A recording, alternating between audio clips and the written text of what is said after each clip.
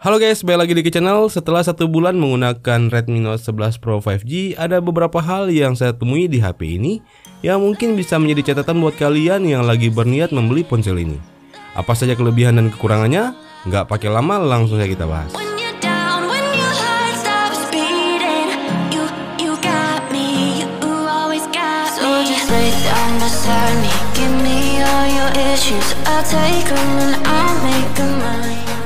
Kelebihan yang pertama dari Redmi Note 11 Pro 5G ini yang saya rasakan adalah di bagian layarnya.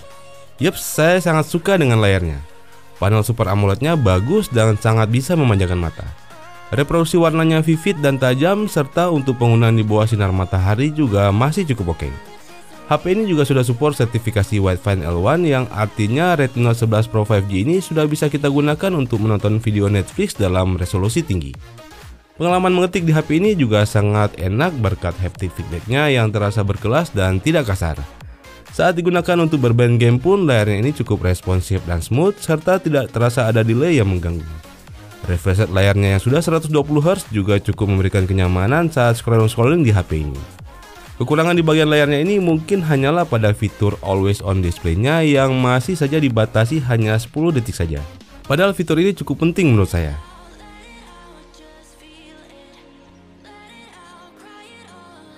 Kelebihan yang kedua adalah Redmi Note 11 Pro 5G ini masih punya lubang jack audio 3,5 mm, di mana fitur ini semakin langka kita temui di HP sekelas.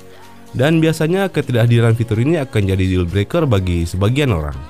Karena tidak bisa dipungkiri masih banyak tipe pengguna yang masih membutuhkan lubang jack audio ini, dan untungnya di Note 11 Pro 5G ini fitur ini tidak dihilangkan.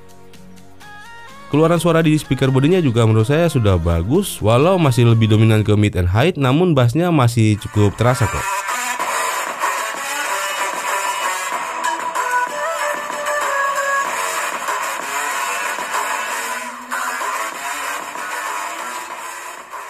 Kelebihan ketiga yang mungkin akan jadi perdebatan banyak orang adalah di sektor performanya.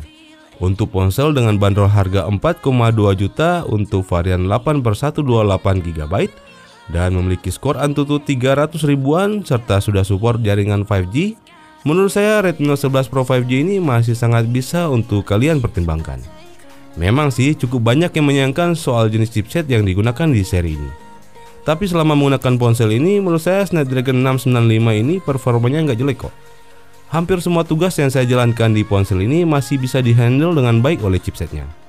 Tentu dengan jenis tugas yang sesuai dengan kemampuannya ya guys.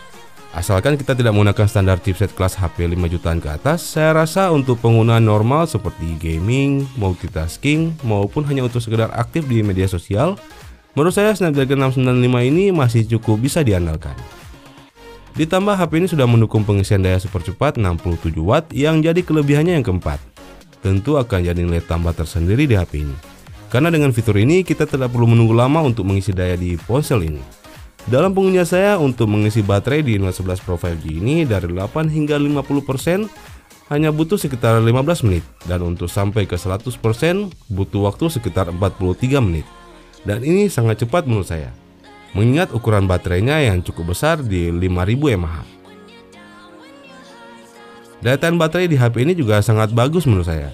Dengan penggunaan alas saya yang lebih dominan untuk bersosmed dan sesekali nge-game, screen on time rata-rata yang bisa dicapai ponsel ini ada di sekitar 7 hingga 8 jaman dengan waktu standby di sekitaran 18 jaman. Dan ini sudah termasuk awet sih. Untuk sektor desainnya menurut saya bagian ini jadi kelebihan sekaligus menjadi kekurangan pertama yang saya rasakan di HP ini.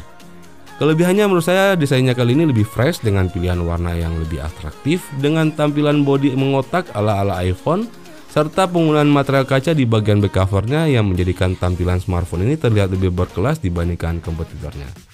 Namun sayangnya ukurannya yang cukup bongsor dengan sudut-sudut yang lancip ditambah bobotnya yang cukup berat membuat saya agak kurang nyaman menggenggam smartphone ini. Apalagi saat kita gunakan tanpa casing.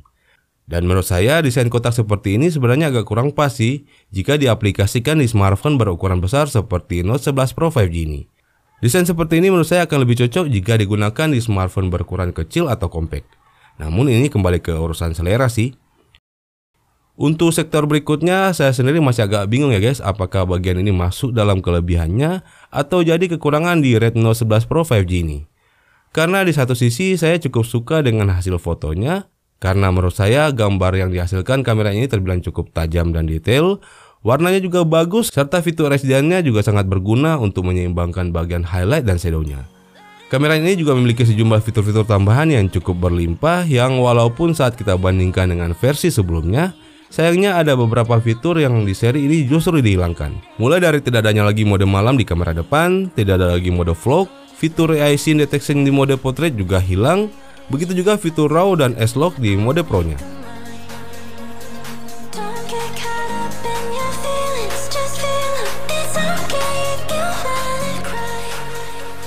Kekurangan lainnya di sektor kameranya ini adalah di mode perekaman video, di mana Note 11 Pro 5G ini belum mendukung mode perekaman video di resolusi 4K.